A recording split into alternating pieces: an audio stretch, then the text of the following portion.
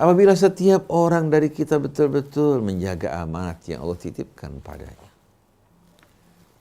Umur kita adalah amanat. Kesehatan kita, masa-masa muda kita.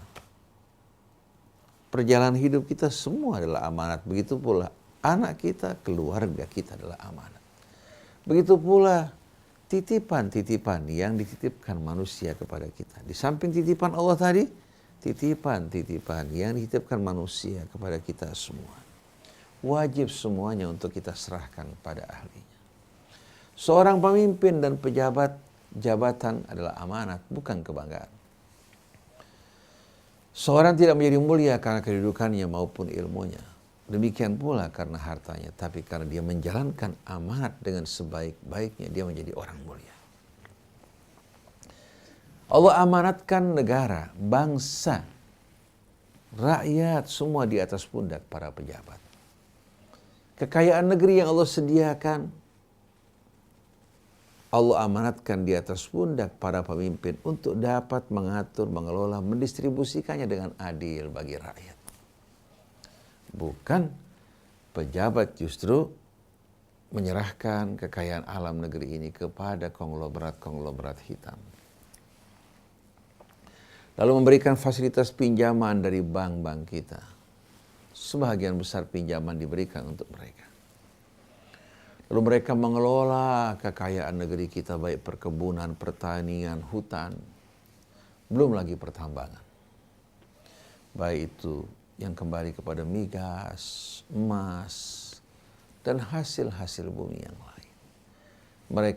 Mereka mengelola semua ini dengan backup pinjaman dari negara.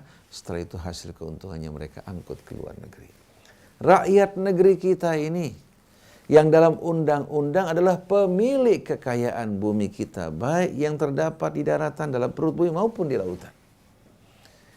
Undang-undang menetapkan bahwasannya apa yang terdapat dalam perut bumi negeri kita, di permukaannya maupun dalam lautan, semua adalah milik rakyat. Pemimpin di atas dipilih oleh rakyat, oleh karena itu mereka menyandang amanat dari Allah dan rakyat yang memberikan kepercayaan pada mereka.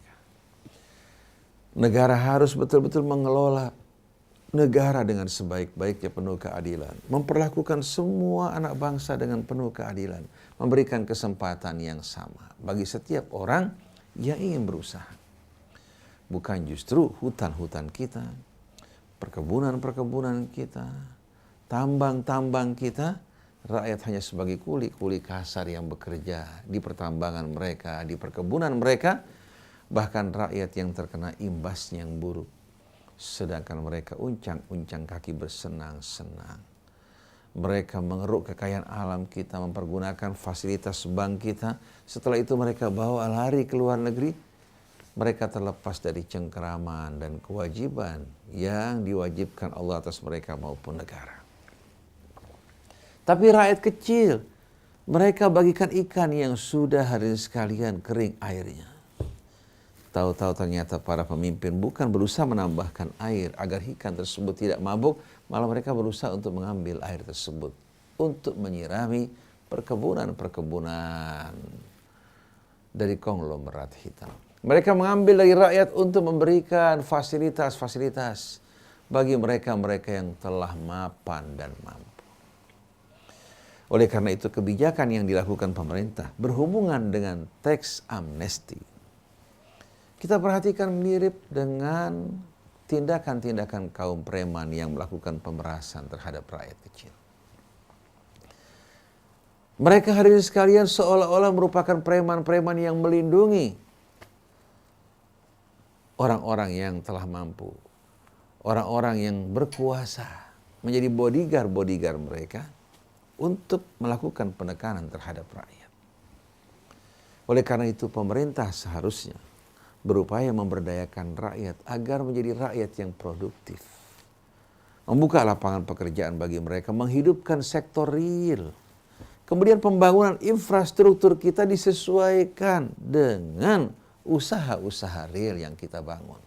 Perkebunan, pertanian.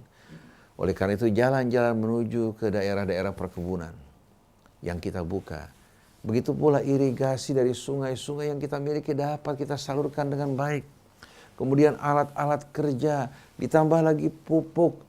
Pemerintah memberikan dukungan buat mereka melalui bank-bank usaha yang memberikan dukungan bagi petani.